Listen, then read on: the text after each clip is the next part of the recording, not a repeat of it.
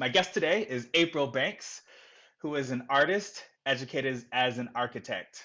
Her creative career has straddled conceptual art, social practice, and exhibition design. Her interdisciplinary work sits between photography, installation, and collaborative experiments. Recent projects time travel through historical archives and memories, questioning what we think we know of the past and how it informs our cultural positioning systems. She questions how history is told, who claims the authority to write it, and how it endures over time. This most recent exploration began at the gap of a fuzzily conceptual ancestral DNA test and has now grown to include the unidentified, genetically described, the altered, and the intentionally forgotten. This work is a kind of historical fiction that reveals the fictions in history. In pursuit of joy, yet often enraged, her work usually begins with a question. April's work has been exhibited in Los Angeles, the San Francisco Bay Area, Chicago, Minneapolis, Cleveland, Daytona Beach, New Hampshire, Maryland, New York, Switzerland, Colombia, Brazil, the United Arab Emirates, Senegal, and Ethiopia. I want to hear about all of those. In February 2021, she completed her first permanent public art sculpture, A Resurrection and Four Stanzas, in Santa Monica, California, and I can't wait to talk about that. April, welcome. How are you doing? Thank you. Thank you for having me. I'm doing well. I'm doing well. And I'm joining you from Los Angeles. I am on the unceded territory of the Tongva. And I just like to recognize that, especially since my work is so much about loss and erasure. Yes, yes, yes. Um, Thank you for that. I really appreciate you including that and recognizing the inhabitants of your land. I'm really excited to have this conversation with you, especially because, I first met you at MOAD, and I don't even want to say when that was, but that was a minute ago, towards the beginning of MOAD's opening, about 15 years ago. And at that time, you were very much a photographer. Um, you actually had an installation at MOAD, which was pretty incredible. And I've been watching your career mostly through social media, through Facebook and through Instagram. And it just really you've had so much attention on your work, definitely in this last year, that I was like, okay, I really need to talk to you about what you've been doing. And I think you're one of these artists who can't really be pigeonholed into one singular medium. I think I thought of you as a photographer, but clearly your work expands beyond photography, always kind of with this photographic eye.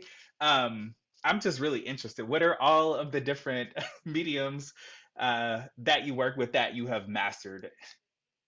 Yeah, I definitely started with photography. I think of myself as an image maker or um, critiquing image making and how they're preserved and archived. I probably have not been behind a camera as much in recent years, just as all of my different disciplines are starting to intersect, just as you described. So yeah, I have an architectural background. I practiced probably at the time that I met you. I was practicing exhibition design for museums, which a lot of people don't know about because it's kind of like my my underground alter ego. Um, so yeah, all of the time that I was in the Bay Area, I was working for private firms who. So I've worked on lots of museums, and I first met the MOAD team because the firm that I worked for um, competed for the design. We weren't selected, but then I met everyone there and became involved through several of your former colleagues, and have always just had a special place in my heart for MOAD. So yeah, so exhibition design, and then I was always doing art alongside that, and then slowly the balance just started to shift, like more art, less design, and then I left the Bay Area in 2000, what, 2013, moved to Colombia, and that was kind of like the the moment when the hard shift. It was always kind of like a slow shift happening, but Uh-huh, uh-huh. this is the definitive shift to like art first, and then I'll supplement with design. So I started consulting more, and then just slowly even pulling back from that and being very selective about the projects that I want to work on. And so when the public art opportunity came up, it was like a perfect match because so much of it is about design and working with these large teams of people, working with fabricators, working with installers and contractors, all of which I have experience doing. So it was a perfect marriage of like the design practice, and it also like this other piece of me that loves engaging with other artists and doing Hmm. workshops and the social engagement side that was required for the project in Santa Monica. I actually had to start with that before even proposing a design. And so, yeah, I feel like all of that to say, I feel like public art is that sweet spot that allows me to do all of these things that I used to be um, kind of um, not insecure, but I had some kind of feeling about doing so many things. Like I feel like it was exactly that like this you're supposed to have this who are you, what do you do, and be able to answer it like in one sentence. This and I could never do that. And I used Hmm. to have feelings about it, but now I'm like, no, we're also in a different time where you can change your job every 2 years, and it's not Yeah, right? about Not it. frowned upon, right? Yeah, and you can do a million different things, and they all, even if everyone can't connect the dots, you're still not considered like, shifty or unfocused. And so, Hmm. um, yeah, this has been my very windy journey, but I always saw how everything connected, and I think that the public art makes it a little more clear to everyone else now how it all connects. That is phenomenal. So, and I know that you hold a master's degree in public practice, but that's not where you started off, right?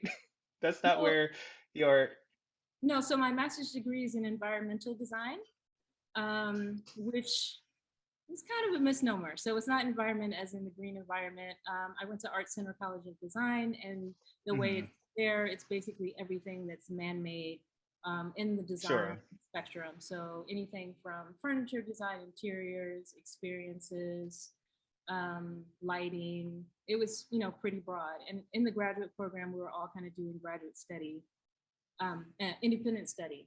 And so, and Mm. really experimenting, almost all of us at that time, which was a very long time ago, came with an architectural background and kind of frustrated with the like traditional path of architecture. And so we were really experimenting and with no clear outcomes because I still came out of that and like, well, what do I do now? I've done all these amazing, but what it did allow me to do is like really experiment with performance and working with dancers, which I love to do.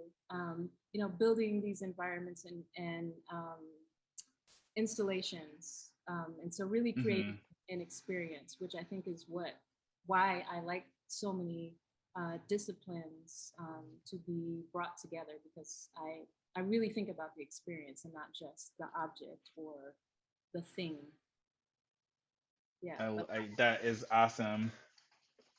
So can I really want to go back into your history and, I would love to hear about that moment, and I think with you, like normally I would be like, when was that moment that you decided to become an artist and you knew that was the path for you? But I think with you, as you're saying this, it's almost like you're more of of a social practitioner, perhaps, and that, or at least what my reading is, that that's the center, and then the art becomes whatever fits to express that the topic, the subject that you're wanting to highlight. Your work is not you're not one of these artists that makes beautiful objects for the sake of their beauty. Like there's always some sense of um, purpose behind. I even going back to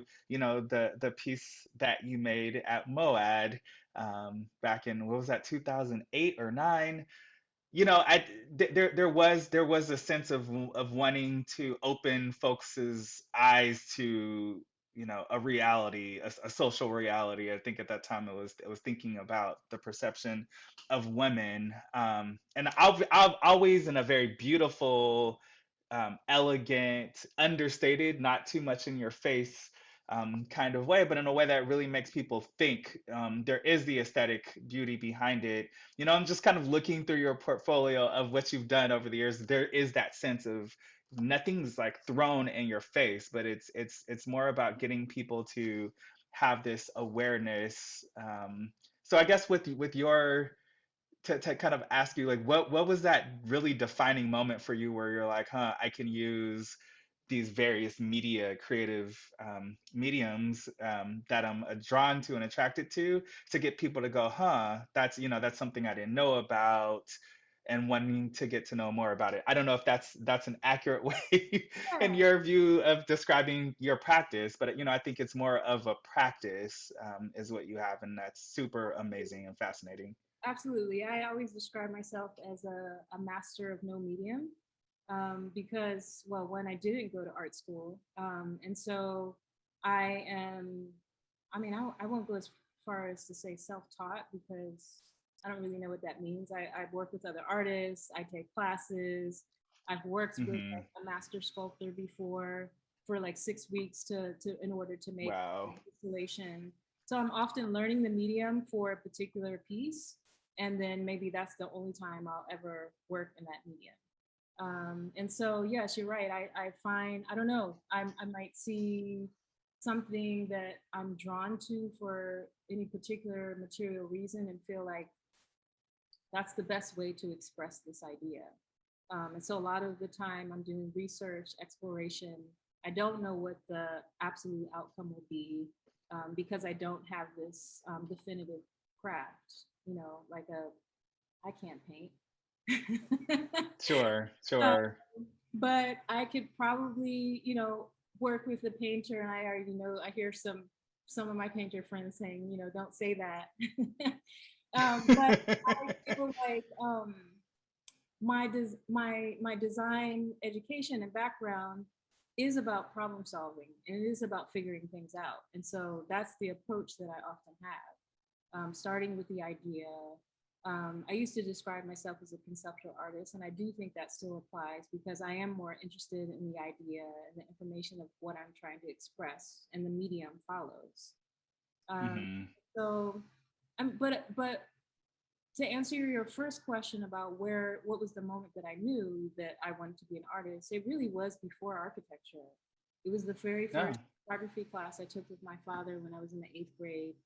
Um, and I did photography all through high school and even through college, but never felt like it was the path that I was supposed to take. I didn't have any artists around me. My parents definitely Hmm. didn't understand art or encourage me in that direction. And so architecture, I thought, was like this great compromise. When you come out of architecture school, you know what you're doing. You go work for a Yeah, firm, yeah. and like it's clear, the path is clear. But it was a struggle for me all along because I knew that's not what I really wanted to do. And I really only practiced for about 2 years before Mm. changing directions and going into exhibition design, which I really did enjoy. Again, because it was such a multi-disciplinary studio. And that's when I really got into this idea of research because for every museum, I mostly worked on science, history, cultural museums. I was working with scientists and writers and researchers and filmmakers and, architects, and um, just that approach to create something through all of these different lenses was just like, yes, this feels right. This sparks like something in me, and I was, excited and happy to go to work. Um, but at some point, I did become disillusioned with um, the institution, and like how am I Mm, contributing to the furthering of these narratives, the erasure of my own self, my own history, by contributing to the design of these institutions that are about protecting a very narrow and particular point of view. So even though I liked the collaborative process, the end products, I was just growing more and more frustrated with. So that's when I started, you know, backing away from it. Um, but I still will work on design projects now if they feel like the right fit. Like I'm working with an exhibition design firm they were out of the Bay Area, now in Portland and DC on Destination Crenshaw as part of like a much larger team that's based here in Los Angeles. But we're particularly working on the history and the story of Black Los Angeles and developing wow. um, um, just kind of all the wayfinding, the graphics, um, the tour, the app, all of the interface and um, losing my words today, all the AR that Mm, part of the project. So that one to me felt like a fitting project, and so when those projects come up, I will say yes sometimes, depending on what I'm doing with my art. And also that project is about public art, so I'm supporting other mhm. artists, and it feels just like a good fit. That is phenomenal, and sounds like it's also not based in a particular institution.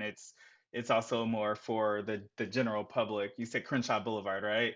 Yes, yes, and it's a project led by, well, now it's a nonprofit called Destination Crenshaw, but it was started by the councilman and the neighborhood and community of that district when the metro line was brought down Crenshaw Boulevard, the new line connecting LAX, and really kind of changed the whole character of that neighborhood. And the fears and predictions of that will lead to gentrification. And so Yeah. there was a massive effort towards like how does this not lead to our erasure? So Hmm. that's what the project is focused on. And you're now you are originally from Los Angeles, correct? No, no. Oh my gosh, where are you originally from? I don't know why I thought you were always from LA and No. lived in the Bay Area for a little while.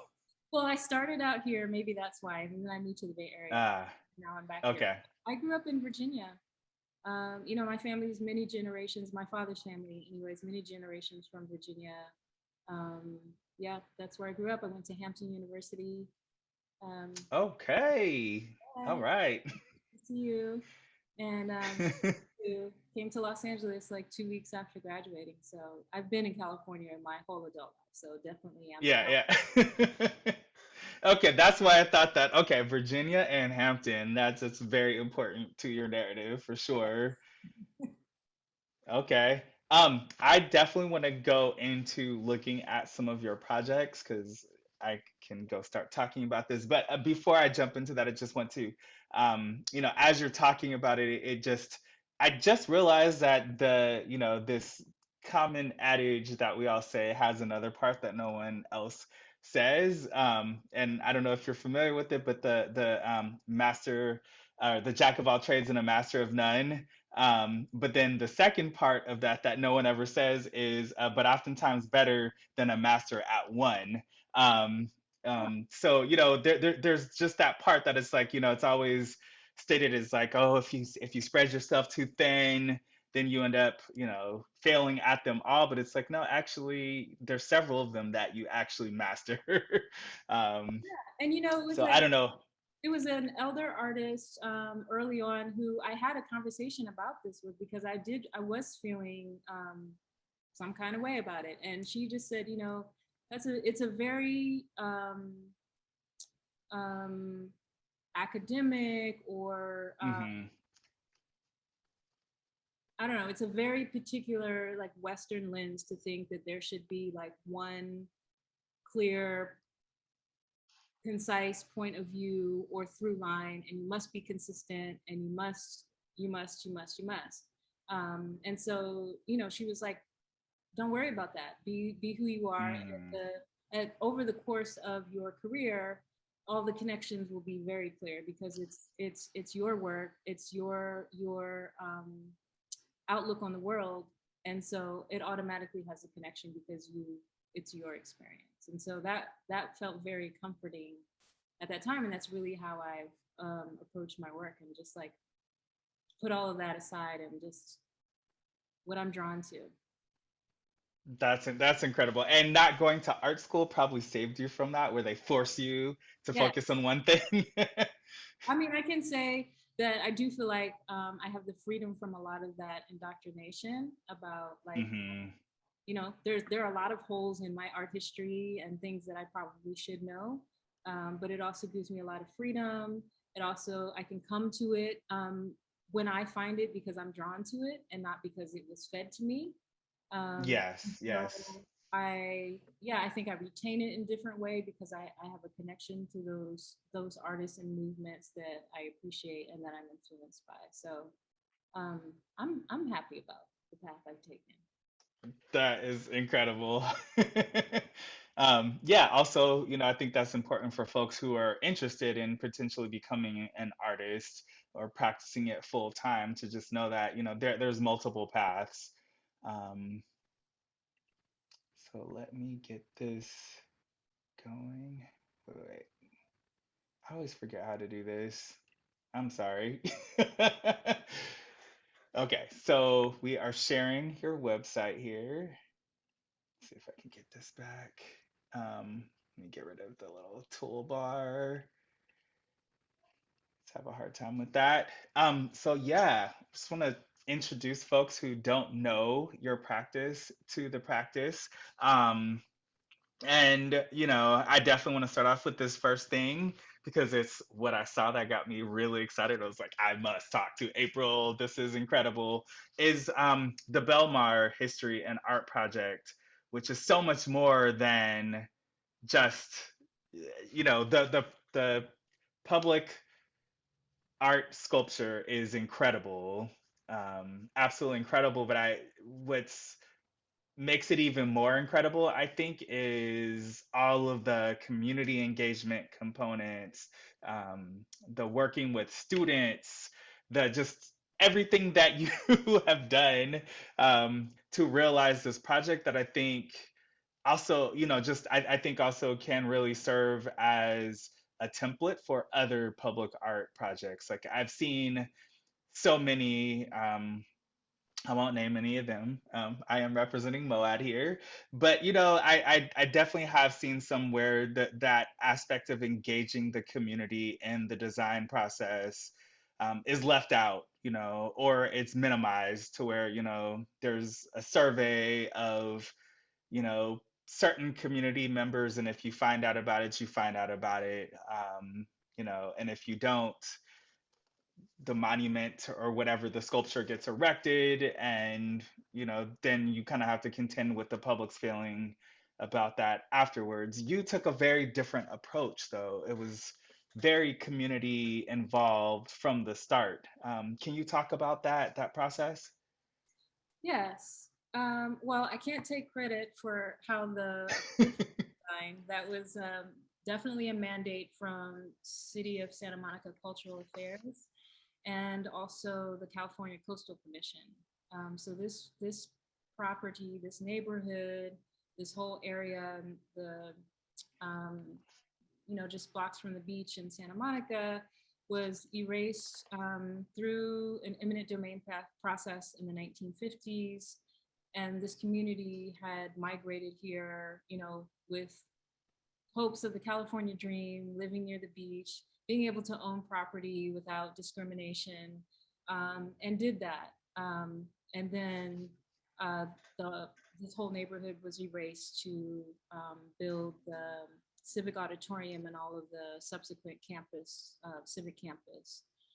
And so this history was pretty much hidden until, I'm always hesitant to say that because there's people alive that still know this history. But Hmm. to the majority of us, this history was hidden and unknown until the site started going through its latest development, and the project historian and a few other people, you know, kind of petitioned the Coastal Commission and insisted that this um, history be made known. And so it became a part of the development of the site that there must be not only you know, physical commemoration, but there must be engagement with the community and ongoing programming and education. So it's not even, you know, done now. And so Mm. that's what I came into as an artist, and I had to propose a community engagement process and not even the art itself. That came later. So there's Wow. really two, I think, ideal approaches for public art. And one is they both start with community engagement, but one which we weren't able to do here is to design collaboratively with the community. And that is what I have been able to do with the Destination Crenshaw project. Um, Mm. because, you know, you're designing it for the community, with the community, they're the ones that are living with it. They should have ownership and pride of it. But in this case, for several reasons, it was not co-designed, but out of all of the engagement, I presented what I thought was um, a piece that was commemorative of all the things that people were saying is important. And then we had to go back and present it to the community and, you know, have the approval of both the community and the Public Art Commission. And then from there, That we, sounds like a very, yeah, it sounds like a really lengthy process, and so maybe that's why so many of these types of projects don't involve the community, to this level of involvement. How long did that take it was to go shocking. through that Fast. process? It was shockingly fast. I was commissioned Huh. October of 2019, and it was installed in February of this year. So just about a year Wow. and a half. It was a breakneck speed. I would not recommend any, you know, process be done that quickly, especially because I think true community engagement takes longer. It's about building trust, especially when you're talking about erasure and people who are dispersed. Um, and then, you know, more and more stories and history start to come to light. And that's really how I think about this piece, is that it's really just the beginning. It becomes that physical marker, that thing that makes it visible, the history visible.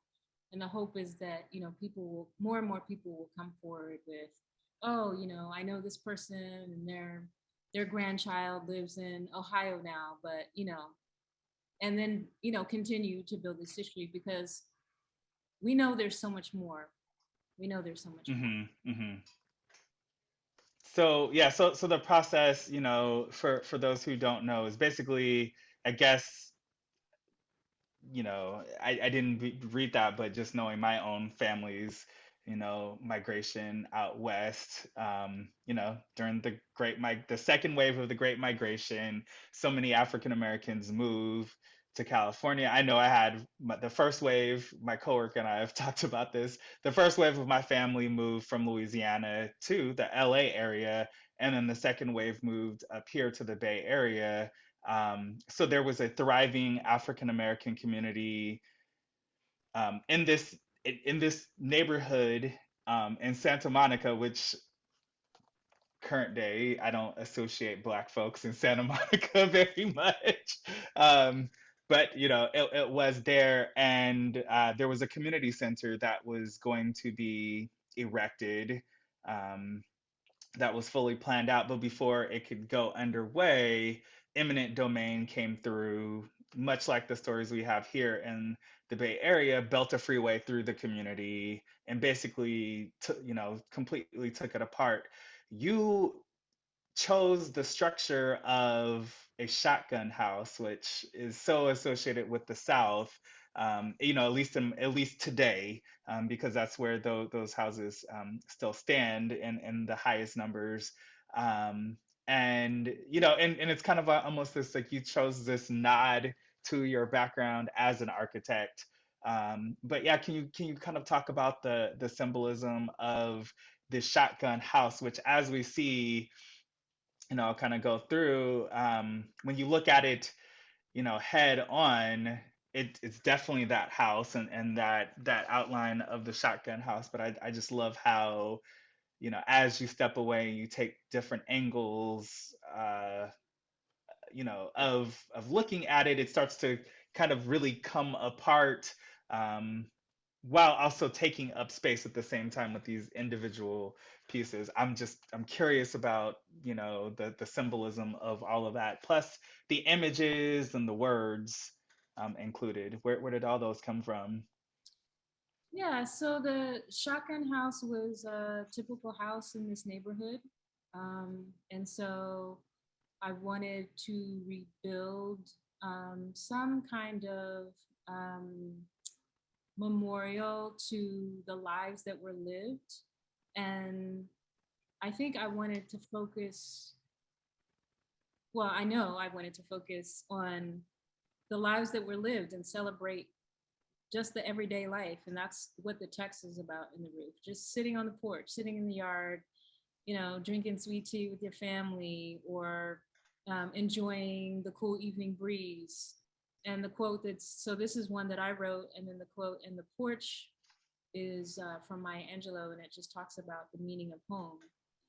And so not only is it kind of rebuilding and reclaiming the space, but saying, I guess I'm always interested in starting with a history that is not trauma based. And I know Mm, that this is a traumatic history, but I hmm feel like hmm we get stuck in this place of trauma. And I wanted to recognize what happened. And I am recording the flames because these houses were burned down after eminent domain, and kind of made as a public spectacle, the burning of them. But I hmm wanted to put more emphasis on just everyday lives that were lived, and that the porch is this space between the inside and the outside. And often these houses were lined up and you could look down the street and see your neighbor's porch. And so it was this space between public and private that allowed you to just be at leisure, to be at rest, to enjoy your life. um, and so I chose the shotgun house also because it was a style of architecture that migrated from the South with people, hmm and architectural historians trace it back um, all the way back to Africa. So through Louisiana, through Haiti, as a style. And it's thought that the original word is togun or shogun, which means a gathering place, and that somehow mm, it's transformed into this other meaning. And we think of it being called shotgun house because of the way it's designed, that there's no hallways or openings. So the front door and the back door line up and be shot and we go straight through. That's kind yeah, of yeah. the lore of like where that name. And so I liked that it was both a symbol of the migration, that is this architecture that is thought to be specifically African American.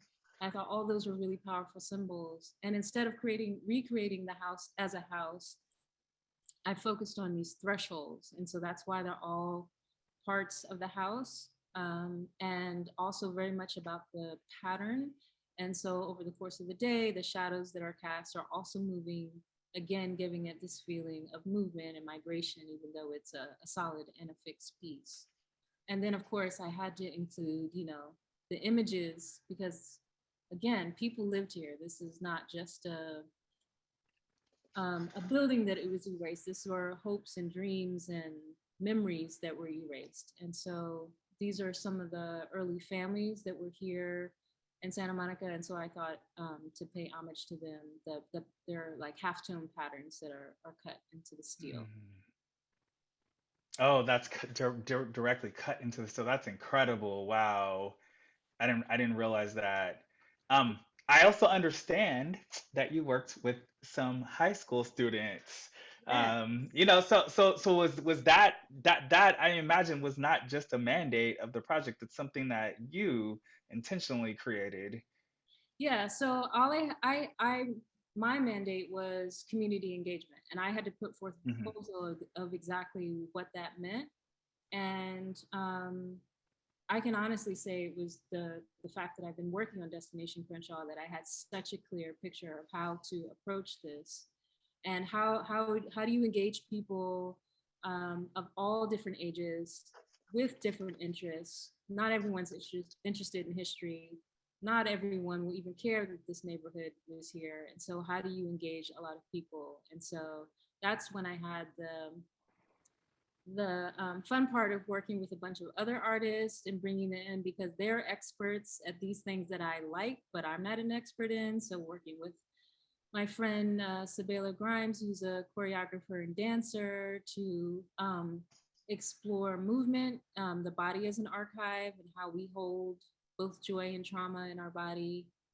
Working Mm. with a poet, Natalie Patterson, and how we can use words to explore our histories. And that what was interesting about that workshop is it really started shifting more towards, okay, that's great, but what about now? Like we're still at risk of displacement and gentrification now. Hmm. And so that also, kind of fed into like this idea of stability in home is still such precarious issue for communities of color. And so that's what the work with the students was about, is like not only thinking about history, but like how does this affect us now? How does it affect us in the future? So one of the workshops that I had two other artists come in and lead was at Santa Monica High, which is across the street. After doing Hmm. a few talks with the classes, no one knew this history. They also didn't know of the surfer Nick Gabaldon, who was um, a Black and Mexican surfer that was well known, considered the first documented Black and Mexican surfer in the area, maybe the United States. I'm forgetting that part. But so that was something that they were interested in. So that was a way to instantly bring them, to this history. And they were like, what? We never knew that. And this was right across the street from us. And so that workshop with not all of the students, but some of the art students, was to imagine this community if it had not been erased 50 years into the future. What would it Mm. look like? And they focused on one particular building called the Ebony Beach Club, which at that time, beach clubs were for anyone coming to the beach that needed to change, needed to um, have a place to shower, to rest, because the trip to the beach was, kind of an all day thing. And because of segregation, there was no place for Black people to go. And so Mm. the Ebony Beach Club was proposed by Silas White, an entrepreneur, and a group of other community members. It was the property was under renovation, and again, the city took it through a few different legal maneuvering, and the project was never finished. And something about this, because there were drawings and it felt so concrete, we know exactly the site where it is. There's a hotel there now. The students also are familiar with all of this and they could grasp it. And so they imagined this 50 years into the future. And that was a workshop with, again, Natalie Patterson, the poet, and another friend, Susu Attar, who took them through a world building process of like, what does the world look like in the future?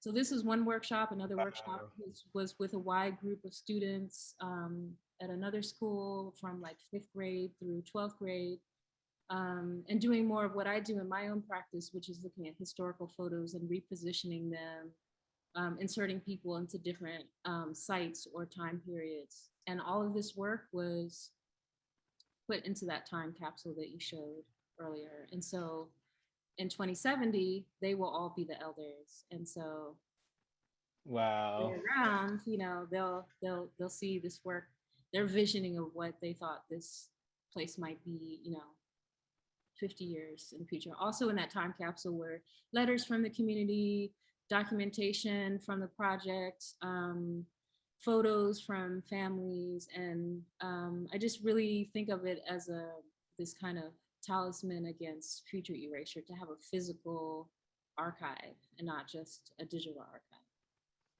That is incredible. Yeah, I mean, I just, again, that's why I was like, your practice is so much deeper than the aesthetic objects, that we see. It is very purposeful in the fact that, yeah, going into 2020, the folks who live in the neighborhood didn't know about the history, that they were literally standing on, that the school is built upon. And so, yeah, this idea of projecting 50 years into the future to make sure that that past, but then also the current history is preserved is, just such an incredible part of your work. I, again, as always, like I'm gonna we're gonna go over time because we always do. But I want to talk about your work as a visual artist also, because then again, I mean, plus I'm really excited about this. Everybody who knows me knows I'm a big Yes. Muhammad Ali fan, so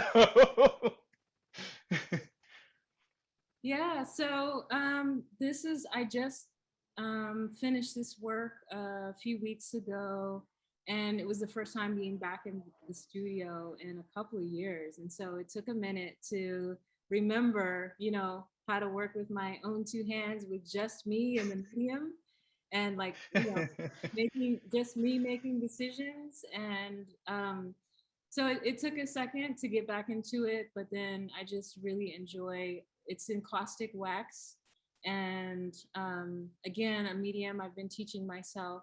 And Mm, over the years, this is probably the seventh or eighth piece I've made with encaustic, and so I'm really happy with how this piece turned out. And what I was exploring was, again, I delved in deep with Muhammad Ali. There's so much information about him. I probably watched 6 or 7 films, listened to all kinds of podcasts, audiobooks. We know him as the fighter, but he was also a huge humanitarian, obviously a hmm. father. But I think I was particularly drawn to the early part of his life when he was resisting the draft. He and my father were born the same year. My father was also a Wow. conscientious objector. And so I was particularly drawn to that, and how quickly we forget, because he was so despised and hated during that time. Hmm. His license was taking away all of his ability to earn earn his livelihood. And when he took a stand and said that I am a part of the Nation of Islam, just like so much around him crumbled, financially for him. And so it just really Hmm. crystallized who he was. But at the same time, he was this master of illusion. He loved magic tricks. He was absolutely fascinated with having himself documented, hundreds and hundreds of hours of audio recordings. He understood the power of the archive and controlling his own image. He often staged images, the image, the underwater boxing one, where everyone just like, oh, that's such an Yes. amazing image. It was completely staged. Didn't even know how to swim. But what was so crucial, and why I'm drawn to that image, is at that time, um, the segregation of beaches and pools was being contested. There were all these wade-ins happening, and he was in Miami, where absolutely they had segregated beaches and pools. Hmm. So it was really a significant statement for him to do those underwater photos. And so it was that particular kind of intuitive intelligence and like street smart that I really appreciated about him. And so I feel like the wax gives me that ability to create this illusion, to really um, add layers, and also kind of pixelate and push back the image in a way that clearly it's showing up so clearly from a distance, but if you're really in front of it, and especially if you're closer, Hmm. it starts to disintegrate so much that it's more about the texture and less about the image. Um, Yeah, that's what just totally fascinating. I didn't realize that this was a brand new piece yeah, of yours, and again, absolutely masterful. I love the way that you also broke up the grid and you have it, shifted off center. Now this circular motif with this red and kind of the cross hatching that's going on by the grid. It almost feels like a target to me, or I don't know if that's just where my brain takes it to initially. So is that yeah. intentional? I think that's exactly what I try to do with my work is like hint at something but leave multiple interpretations. So that's your interpretation. Okay. And I think I've heard someone else say that, oh, this is like what you feel like if you've been hit by him, like that, the blurriness, uh, disjointed. Um, I heard another person describe the wax. They said it felt like a vigil to him. oh Um, yeah. I think often work in black and white. And what you said earlier, my work tends to be minimal and not really in your face, but all the layering and the details are important. And so I Hmm. think color in subtle ways like this. And so, he was such this bright and like outgoing and joyful person. I wanted to represent that, and that's what it's actually this fluorescent orange. It's Oh super wow. Okay. in person, and so yeah, I just felt like it was a little bit of a nod to who he was to put that in there. Marcus says that it's gorgeous, and Marcus, I completely agree with you. Where can we see this at? Well, the exhibition just closed. Oh, Yeah, so it will be in my studio unless it sells, or potentially in a show in the spring. So we'll see. okay. Okay. All right. Well, we will definitely be checking on your social media and your website to see where we can see that at. Um, is this so? Melinda is asking, is this actually a photo with the encaustic? Yes, yes. So I often almost everything from the series. It started with redacted um, words in wax, which is looking at images from archives and manipulating them with text to question what their intention and meaning was. And so I had intended for this to have text, but after just looking at the power of his face and Mm-hmm. just what I was able to do with the texture of the wax, I felt like it didn't need any text. I really wanted to use words because he was all about his rhymes and his Yes, yes, yes. And Um, but I felt like, this one to me was more about the texture and but yeah, so a lot of my work uses historical photos and manipulates them in some way. that's awesome. Now, can you talk a little bit more about the archive and, your why Obsessed. the archive is important? Yeah, why is that important to you, and you know, what specifically are you mining by referring to the archives and digging through them? And I almost feel like you've answered that question throughout the conversation today. Well, I'll tell you where it started with when I was working in exhibition design and I was working on the Cowgirl Museum and Hall of Fame. And I was very early on in my career. And so I was supporting a team, and my job was to go in and clean up these historical photos in Photoshop. Hmm. And so I got really acquainted, like pixel by pixel, with these historical images and kind of became obsessed with it. And just like the stories that they tell, the meaning that they hold, everything from the choices made by the photographer to the way the person is like, maybe just the slightest tilt in their head or their gaze or why the image was made in the first place. So that was probably the intro into it, and then I also was noticing things because I was in archives because of this design work. I started noticing things like the description of the images and Mm. how incomplete, the descriptions of Black people are often in archives. And so then I started making up. One of my series, which I don't even think is on my site, is just because I got so fascinated, started going through the Library of Congress archives and finding all these photos of unnamed people. Mm. And I gave them a name, an age, where they're from, and again, trying to use some humor, I wrote them like a dating profile. Um, I love it. Wow. because it's I find it devastating, but then I also like had to try to find some levity in it. So Hmm.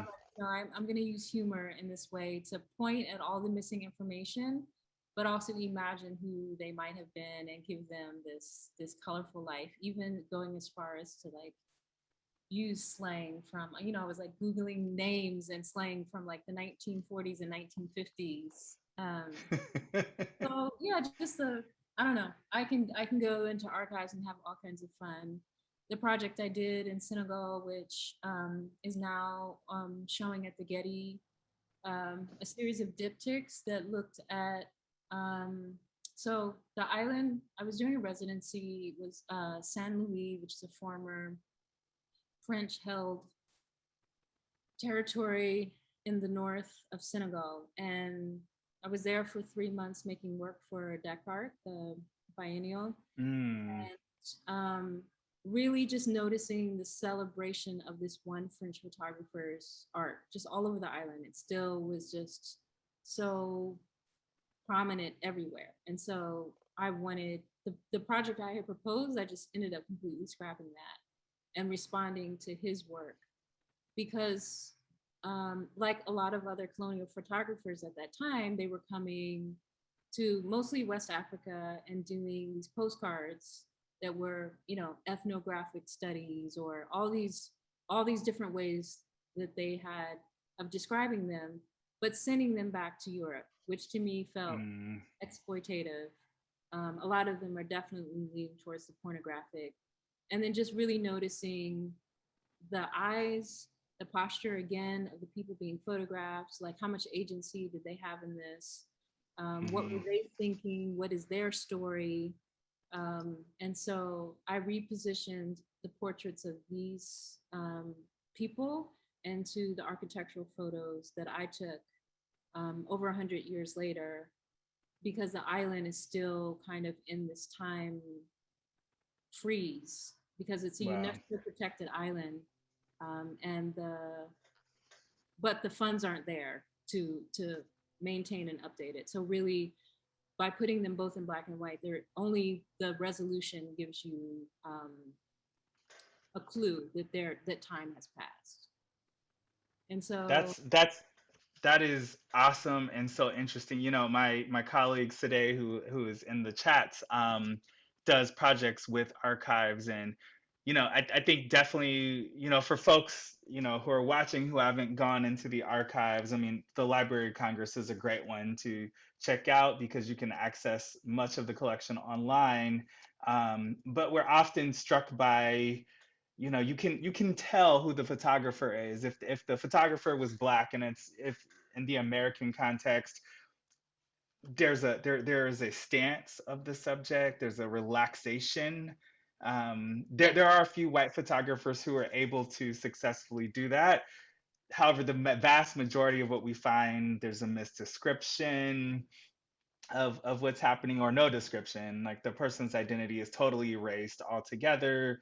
And the things you're pointing out is, just the look in the eye, the way that they're standing tense, or that the photographer has placed them in a situation which demeans them. And so we're reading that, but we're not often thinking about whether this was staged, from someone's particular, their particular gaze or not. But I think, once you start going into the African context, photography, at least the earliest photography, it was definitely anthropological. Um, and even the ones that look beautiful are not necessarily, um, it's some exoticis, I can't even say the Exotification. word, Yeah. exotification. Thank you. Of the subject matter. So that is awesome. I love to see that. Where can we see this project? Well, if you want to click on it right now, it's under identity and gender, deja vu and other histrionics. But Uh, four of those diptychs are at the Getty right now through August 10th, actually, in the photo pavilion, the exhibition Photo Flux that was curated by Jill Moniz. So four from the series, and they actually collected the work. So again, you can, if you really look at it closely, you can see that the resolution of the architecture is super crisp, but the people is a little more pixelated. So that's really your clue of the time lapse. But again, I'm working in diptychs, what I like to do in a lot of my work. Um, it is like, again, exploring something from multiple points of view, but also it feels time based. And I think that really, I was trying to figure out where did that come from. And I think it comes from that early looking at a contact sheet way back, mm, when we shot and film and had to make a decision yeah, yeah. what to print from a contact sheet. And, sometimes it's the slightest movement or change in composition and how you choose an image. And so I think Oh, these are gorgeous. that is kind of why I'm drawn to this idea of a diptych. It allows me to like fold space and look at movement in a way. So what's happening here is all of these are sites of either where the enslaved were held or ports of trade that are still on the island. Mm, Um, and there on the island, these are places that everyone is familiar with. And they're also used to seeing these images. And so to see the context collapse like this has a hmm. very different meaning for people on the island. And this is how the work was installed, also in a former governor's mansion, which is in disrepair, falling apart. And so I wanted that to be another layer that shows through the image. Oh Um, my gosh, this is incredible.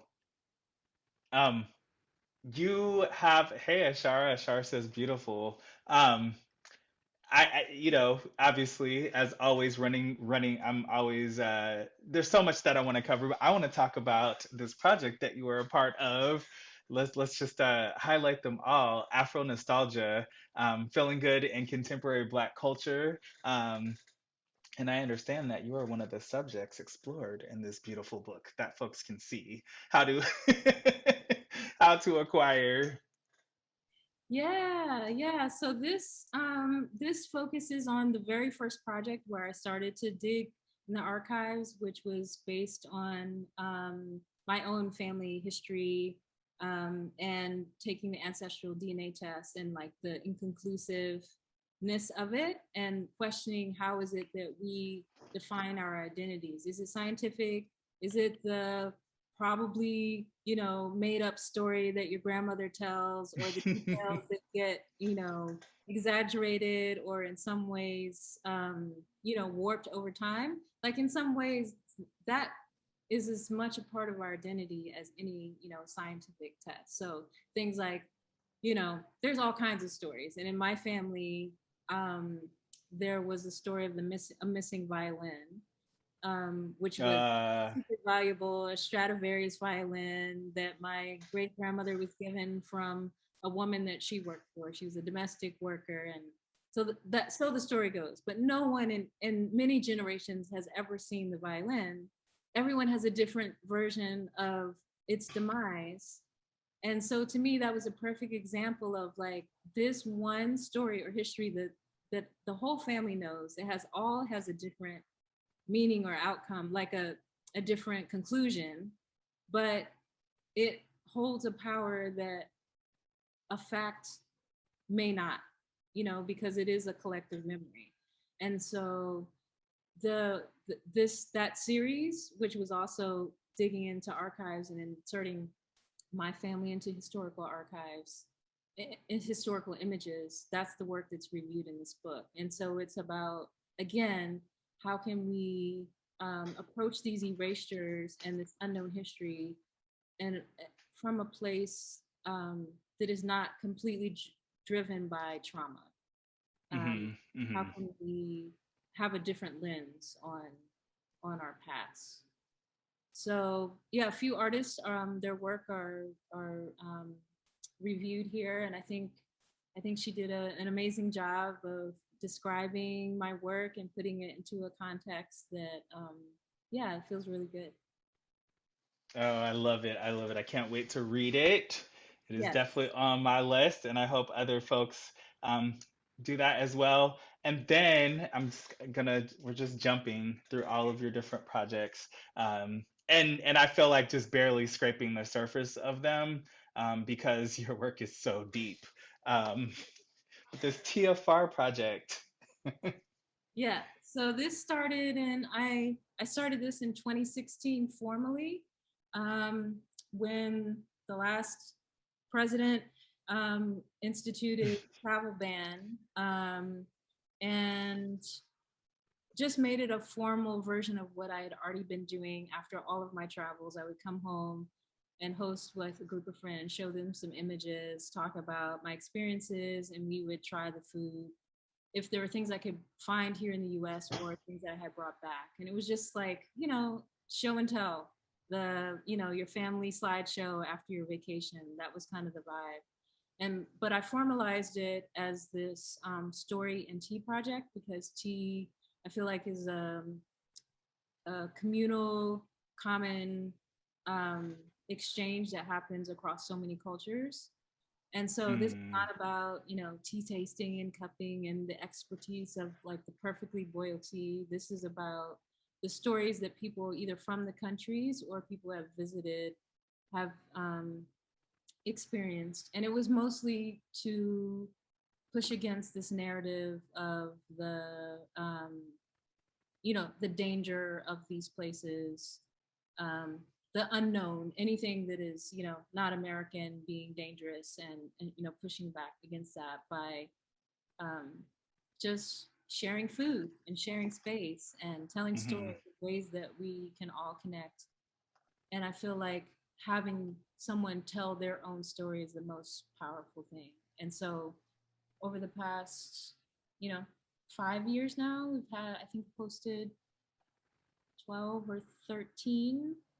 Um, and what we're wow. looking at now is a concept to build a tea pavilion installation piece.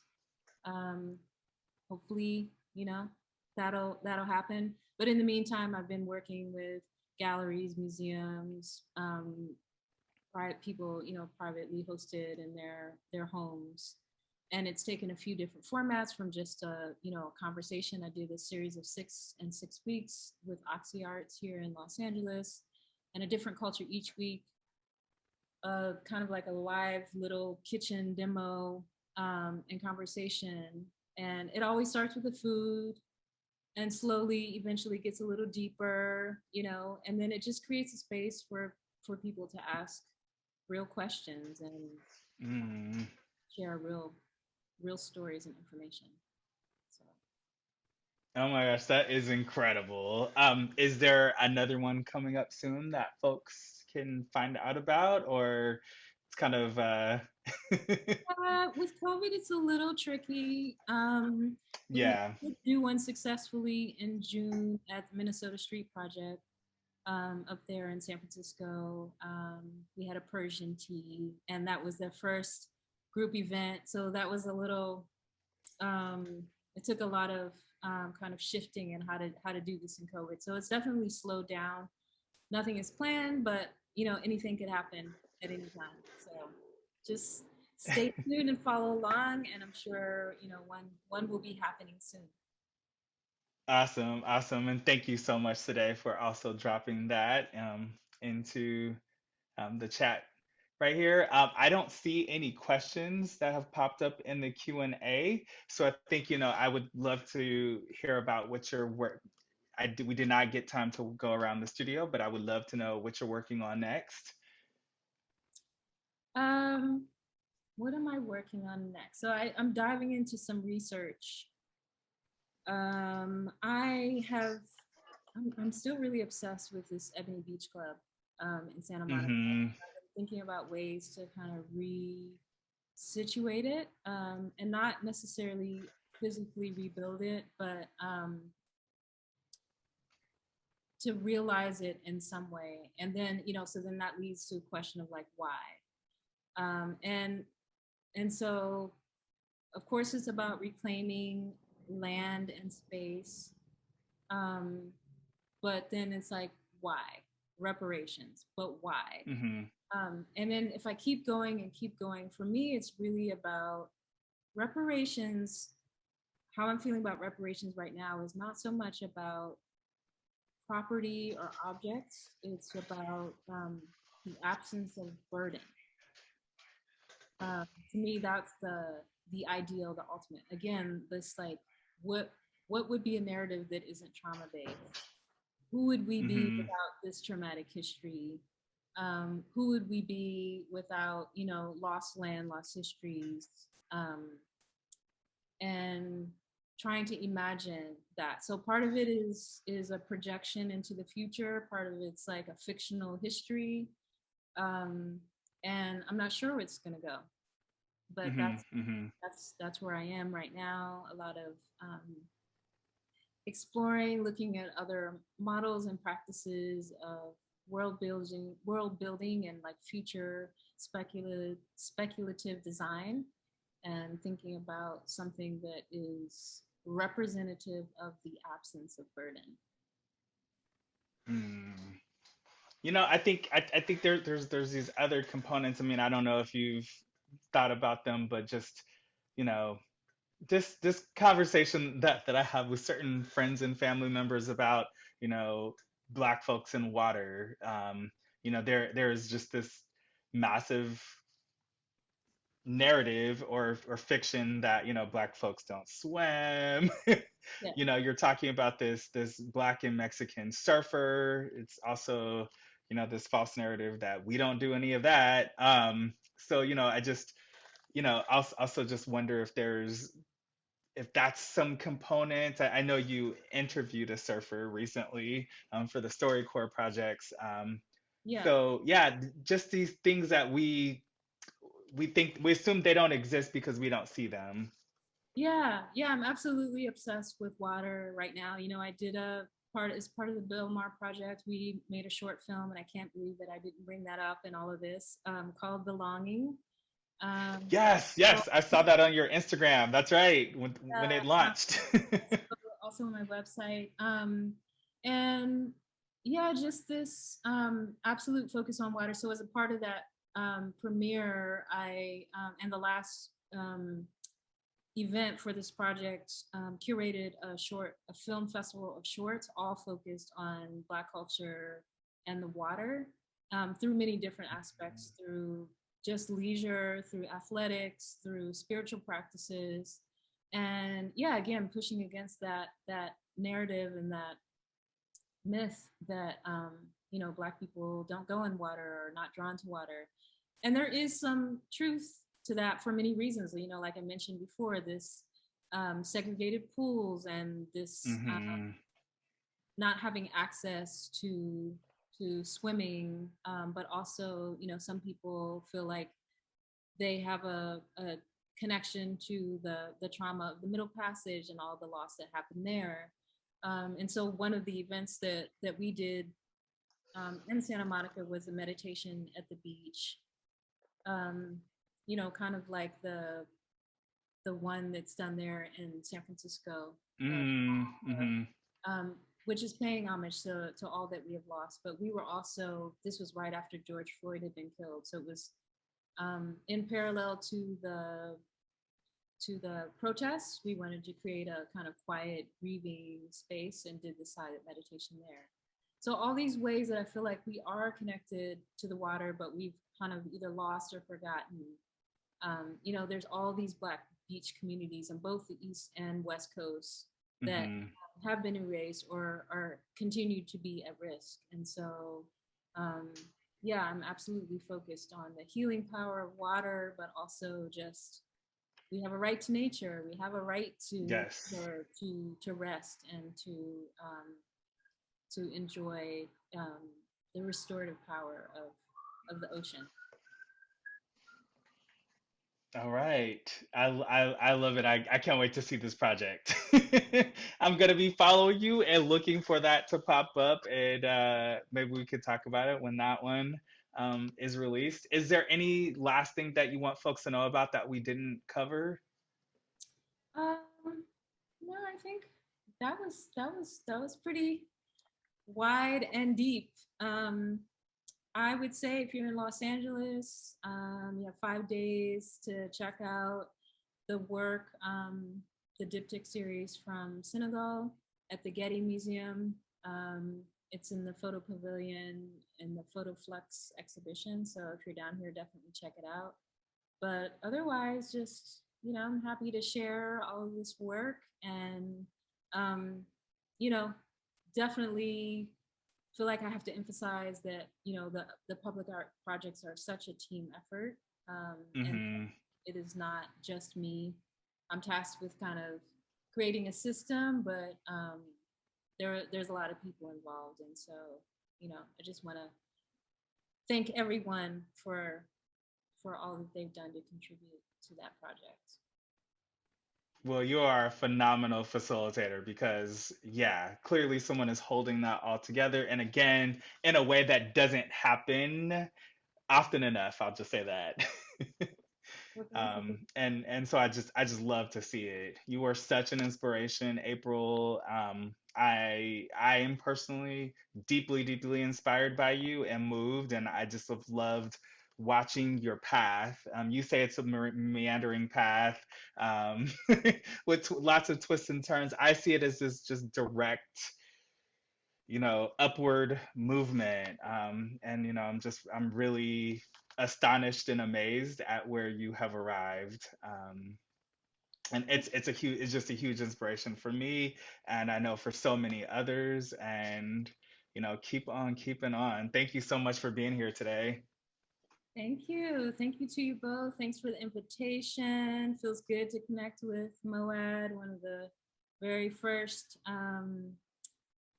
of my forays into exhibition design, even though that's not where it led. You know, this relationship continues and it feels really good, even though I'm in Southern California. So Yep. um, one of the one of the advantages of Zoom. Um, Exactly. Well, we'll have to get you up here soon, and I have to get myself down there soon also. yeah, Thank and you so. Thank you so. I was just going to Go say ahead. thank you for everyone that joined in and for your questions and everything. Yes, thank you, everyone. We really appreciate all of your feedback, and thank you also for those of you who made who dropped in some links, especially for some profiles for us to check out. Because I will definitely be in there. I know there's so many going back in there, but Stephanie put in the textured waves Yeah, on Instagram, so I'm gonna check that out. yeah. All right, everyone, have a beautiful day, and we will see you in 2 weeks. Actually, it'll be a little bit longer than 2 weeks, because we are opening in 2 weeks, so we're going to skip the next cycle. So we'll see you in November. Hey, thank All right, you. April, have a good one. Have a beautiful day. All right, bye. Okay, talk to you soon.